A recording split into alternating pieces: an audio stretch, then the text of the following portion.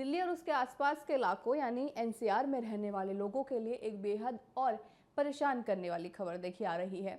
Delhi NCR में CNG की कीमतों में लगातार दूसरी बार भारी बढ़ोतरी दर्ज की गई है, जिसने आम जनता के बजट को पूरी तरह बिगाड़ कर रख दिया है। इस नए फैसले के तहत सीएनजी के दाम में एक बार फिर 1 रुपये प्रति किलो का इजाफा कर दिया गया है। कीमतों में लगातार हो रहे इस इजाफे के कारण सड़कों पर ऑटो, टैक्सी और अपनी निजी गाड़ी चलाने वाले लोगों पर आर्थिक दबाव बहुत ज़्यादा पड़ता नजर आ रहा है। देखिए, क्योंकि इनके लिए अब रोज गाड़ी निकालना और भी महंगा साबित हो रहा है।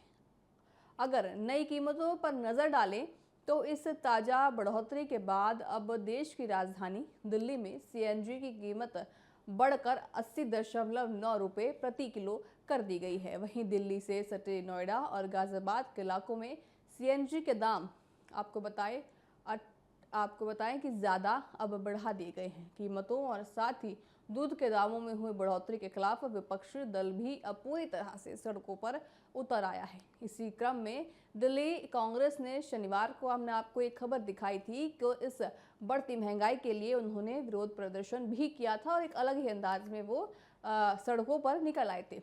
इस विरोध प्रदर्शन के कमान खुद दिल्ली कांग्रेस के अध्यक्ष त्रिवेंद्र यादव संभाल रहे थे, जो महंगाई का विरोध करने के लिए करोल बाग के एक पेट्रोल पंप पर कार या बाइक से नहीं बल्कि बैलगाड़ी पर सवार होकर पहुंचे थे।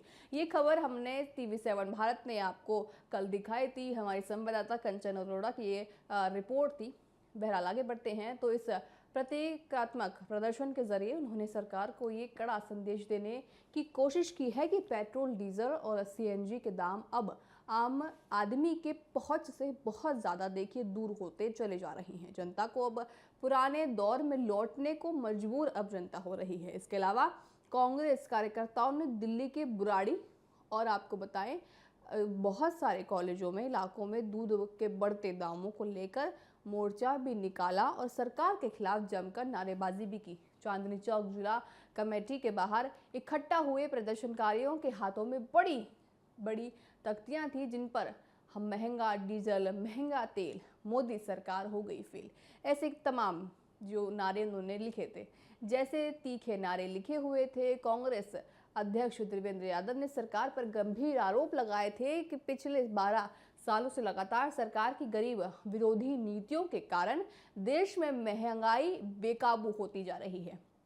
आपको बताएं कि प्रदर्शनकारियों का साफ तौर पर कहना है कि चाहे पेट्रोल, डीजल हो, सीएनजी हो या फिर हर घर की ज़रूरत का दूध, इन सब की बढ़ती कीमतों ने आम आदमी का जीना अब मुश्किल कर दिया है। इसलिए सरकार को इन बढ़ी हुई कीमतों को बिना किसी देरी के तुरंत वापस लेना चाहिए। आपको बताएं 1.70 रुपये प्रति किलो तक पहुंच गया है। आपको बता दें कि आम जनता पर पिछले दिनों के भीतर बढ़ने वाली दूसरी बड़ी मार अब देखने को मिल रही है। इससे पहले ठीक 2 दिन पहले यानी 15 मई को भी सीएनजी के दाम में एक साथ 2 रुपये प्रति किलो की बढ़ोतरी दर्ज की गई थी। इसका सीधा मतलब ये हुआ कि सिर्फ 2 दिन या 3 दिन के भीतर ही लोगों के प्रति किलो सीएनजी पर 3 रुपये अतिरिक्त चुकाने पड़ रही हैं।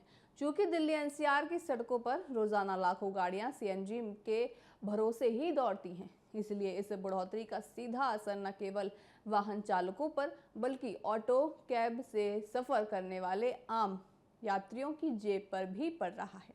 दिल्ली एनसीआर में 3 दिनों के भीतर दूसरी बार सीएनजी के दाम बढ़ना अब आम जनता और खासकर मध्य वर्ग के बजट पर एक सीधा प्रहार माना जा रहा है। लगातार बढ़ती कीमतों ने न केवल ऑटो, टैक्सी और कैब ड्राइवर्स की रोजी रोटी को संकट में डाल दिया है, बल्कि आपको बताएं आम मुसाफिर के लिए सफ़र को और महंगा होता जा रहा है। अगर आप टैक्सी करते हैं या फिर आप माने तो आप ऑटो करते हैं, तो क्योंकि सीएनजी के दाम बढ़ गए हैं तो वैसे में आपके किराए पर भी यहाँ पे दाम बढ़ते नजर आएंगे।